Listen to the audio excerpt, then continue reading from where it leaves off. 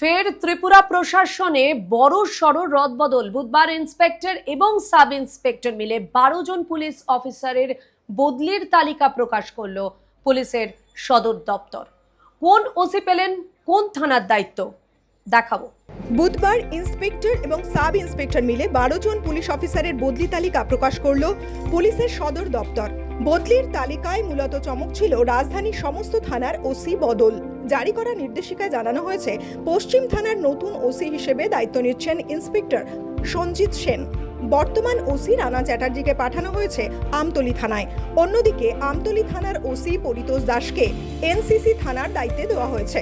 পূর্ব আগরতলা থানায় নতুন ওসি হিসেবে দায়িত্ব পেয়েছেন কৃষ্ণধন সরকার। তিনি বর্তমানে খোয়াই থানার ওসি হিসেবে দায়িত্ব পালন করছেন। শ্রীনগর থানার ওসি করা হয়েছে বিষ্ণুচন্দ্র দাসকে। তিনি ছিলেন বাইখোরা থানার ওসি। তালিকায় মহিলা থানার আধিকারিকদের ক্ষেত্রেও পরিবর্তন এসেছে। পশ্চিম মহিলা থানায় দায়িত্ব পেয়েছেন এসআই রিপিতা ভট্টাচার্য। বিশালগড় মহিলা থানায় বদলি হয়েছেন এসআই মৌসুমী দত্ত। তিনি টিপিসিবিতে কর্মরত রয়েছেন। এনসিসি থানার ওসি প্রজিত মালাকারকে নিয়ে যাওয়া হয়েছে খোয়াই থানায়।